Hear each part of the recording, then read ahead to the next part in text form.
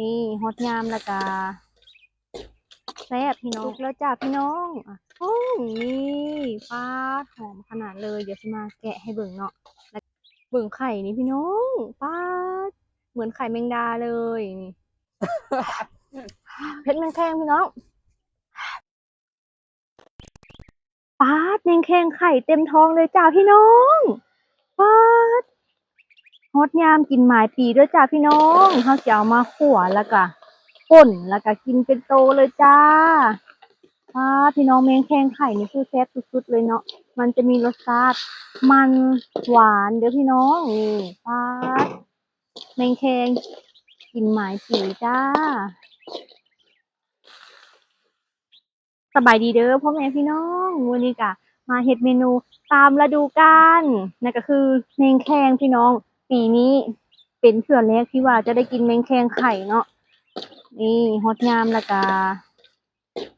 แซ่บพี่น้องเพราะว่าเป็นของธรรมชาติเนาะเป็นของธรรมชาติเด้อพี่น้องไม่ได้เลี้ยงได้นี่นะมันก็เลยจะอร่อยเป็นพิเศษ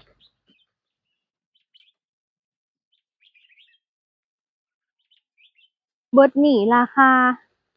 100,000 กีบเด้อนี่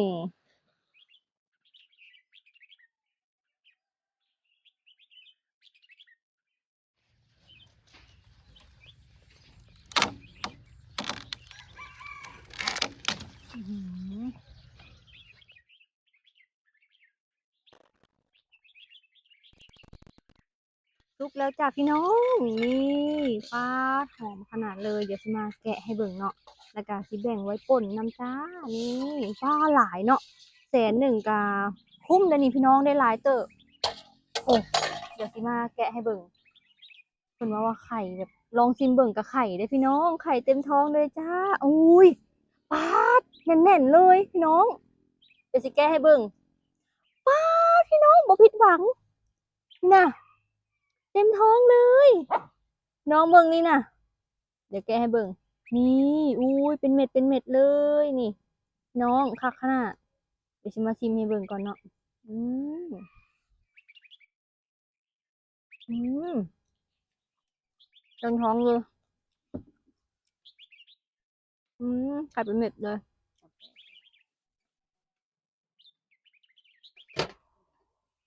บาริชิมาขั่ว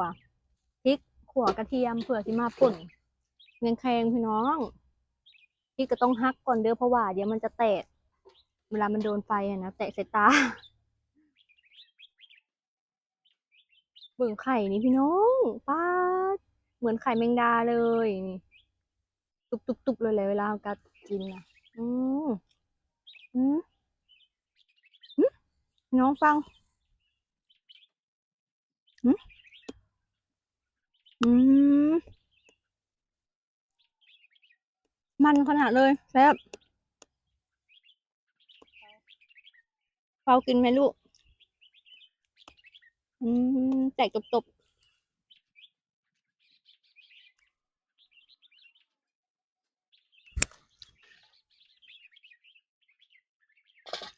ขั่วกระเทียมขั่วพริกเป็นแม่พริกอันนี้โบเผ็ดแต่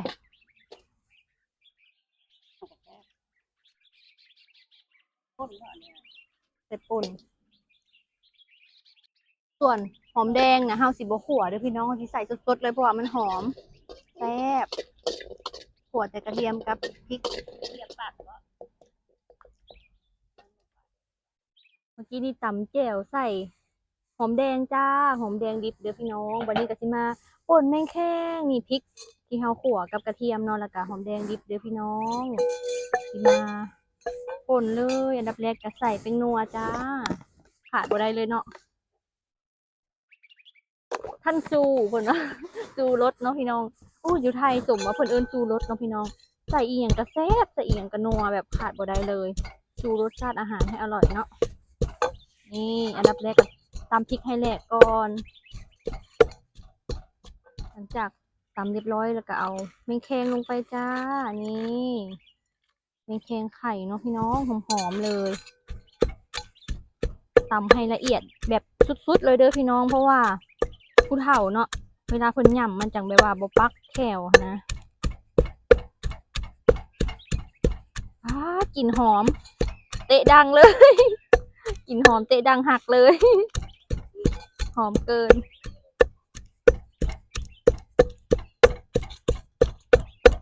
ฟาดไข่ แตกตบ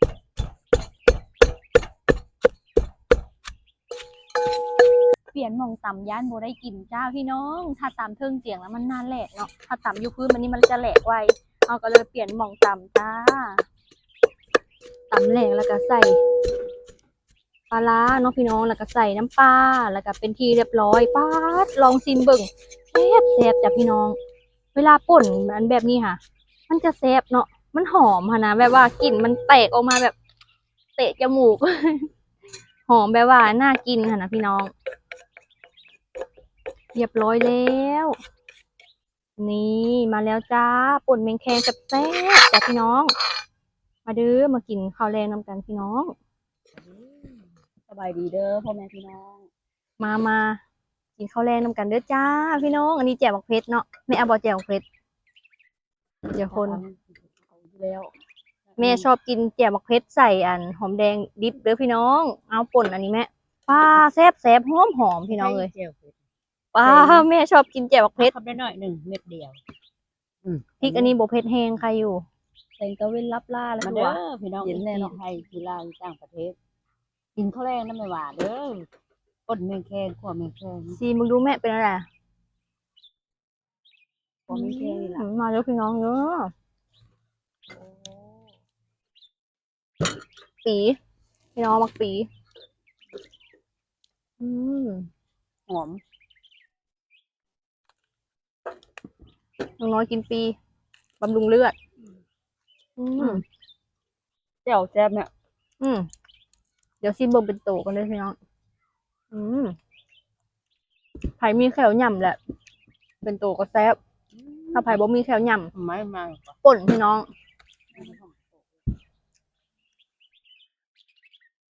อืมอืมมันแซ่บ มะระที่นก อยู่บ้านพี่สาว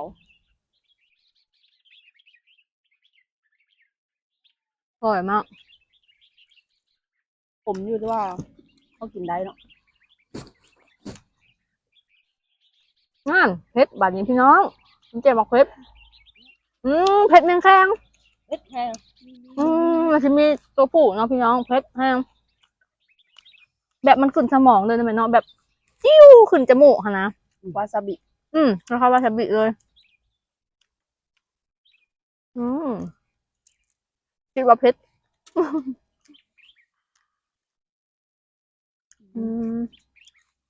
เป็นไง แต่ว่าป่นมันจะมีแบบกลิ่นหอม หอมครับ เดี๋ยวลองชิมป่นก่อน ป่นแซ่บเพราะมันติดป่นตัวผู้กับตัวแม่หอม หอมป่นนะพี่น้องป่นป่นแซ่บ เวลาเพิ่นไปต่อคิวซื้อน้ำมันประมาณ6 ชั่วโมงหมดแล้วน้ำมันครับ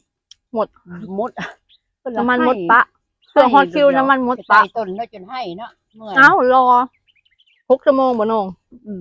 รอซื้อน้ำมันหมด นั่นให้พี่น้องที่ทางฝั่งไทยกับคนขายน้ำมันเนาะ ตอนนี้แทบสิไปนอนรอปั๊มน้ำมันเปิด พี่น้องไปต่อคิว ตอนนี้ค่ะ สบายดีพ่อแม่พี่น้องกระทุกปอกหมึกแตงพี่น้องนี่หมึกแตงนิดหน่อยหนึ่ง ว่าสิตำมักแตง หมึกแตง บ่ได้ตำพี่น้องเลย ลืมซื้อมักนาว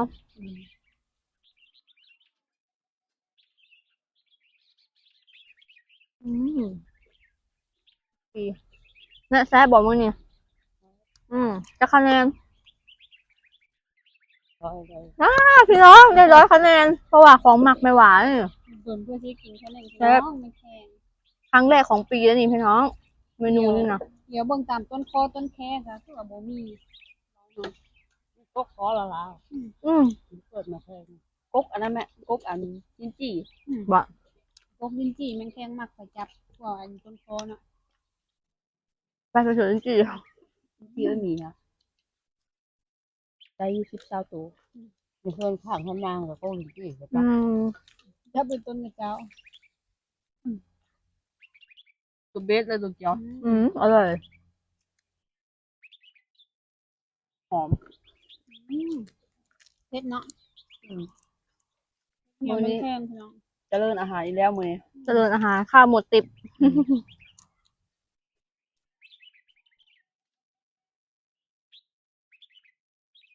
100,000พอกินนะเพราะว่าเขาเคยไปจับแมงแคงเพื่อสิได้5 ตัว10 ตัวพี่น้อง เนาะ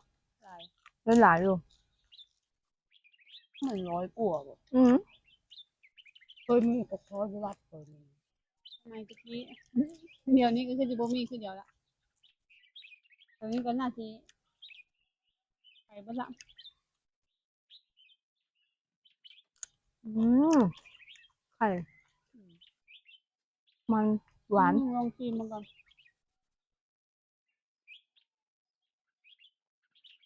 กลิ่นคนแห้งแซ่บแพงมาก เผ็ดบ่อืม คือกับเพชรแล้วกินตั้งหักแม่ ตัวผู้อะเผ็ดเด้อพี่น้อง เดี๋ยว จี๊ดเลย ตัวผู้อะตัวน้อย บ่ ไข่เต็มท้องเลย หามาก่อนตัวน้อยๆเนี่ย ๆอืม ไข่ผมอยากกลับเลย อืมแต่บ่แซ่บเนาะเนื้อ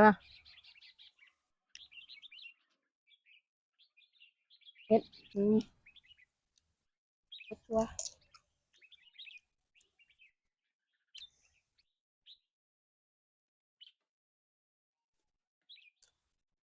คนไปกินสะดวกเนี่ยพี่น้อง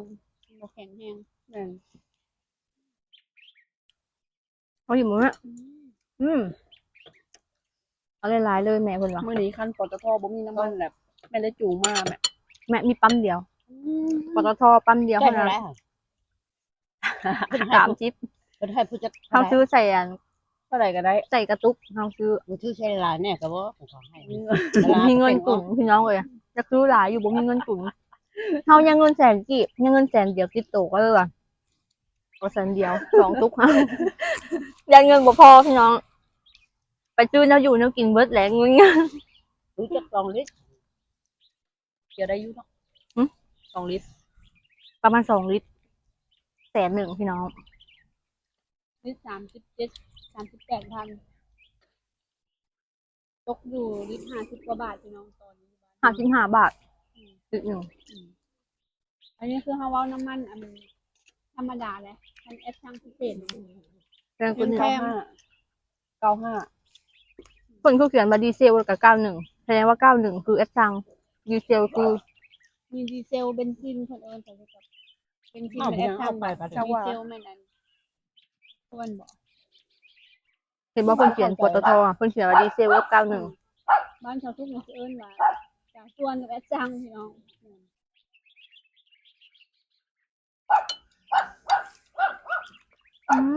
เจอแต่ตัวไข่เผ็ดขุ่นจมูกเลยจังหวะแซ่บ คนนี่ก็เผ็ดๆได้พี่น้อง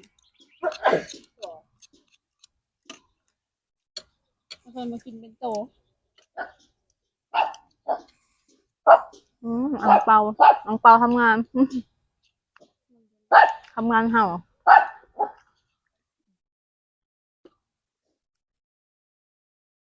แค่นี้บ่ถึงตัวเผ็ด วาซาบิมาตะเกียว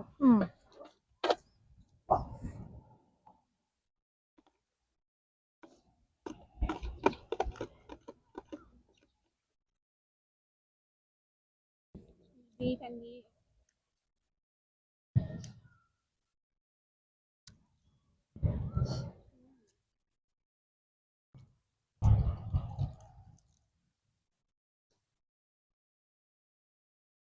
แน่นๆเลยไข่ ไอ้พวกโต ซื้อกับพอซื้ออยุพี่น้องมันไข่แซ่บเฮ้ยตัวแซ่บ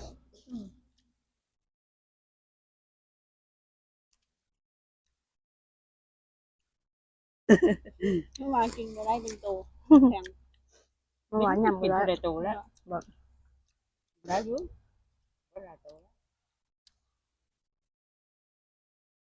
ที่เห็นเหลืองๆคือไข่เนาะไข่แมงแคง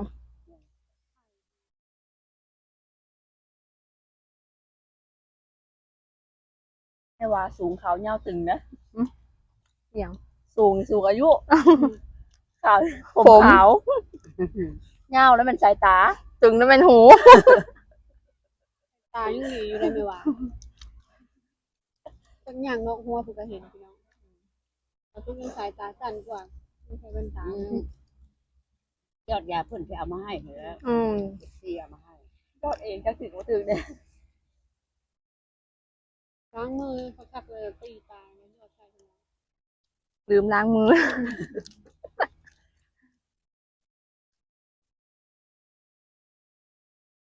ของประโจมเขาบอกให้เท้าเสือเบิ่งน้ำแล้วเบิ่งน้ำใจ ปรุงอะไรมัน6 โมง 6:14 นาที เพิ่นเซลเฮาบ่เบิ่งก็คือแม่ อืมมันขนุน หนูได้กินก็คือ น้อย เฮาบ่เบิ่งไม่ก็ มันจับเอาได้เลยครับพอขวด เผ็ดแน่ มันไม่ขนุนออกเพราะว่าใบไม้อ่อนป่ง มันกินได้เบิดใบย่อยังบ่ได้เบิ่ง ๆเผ็ดแห้งโอ้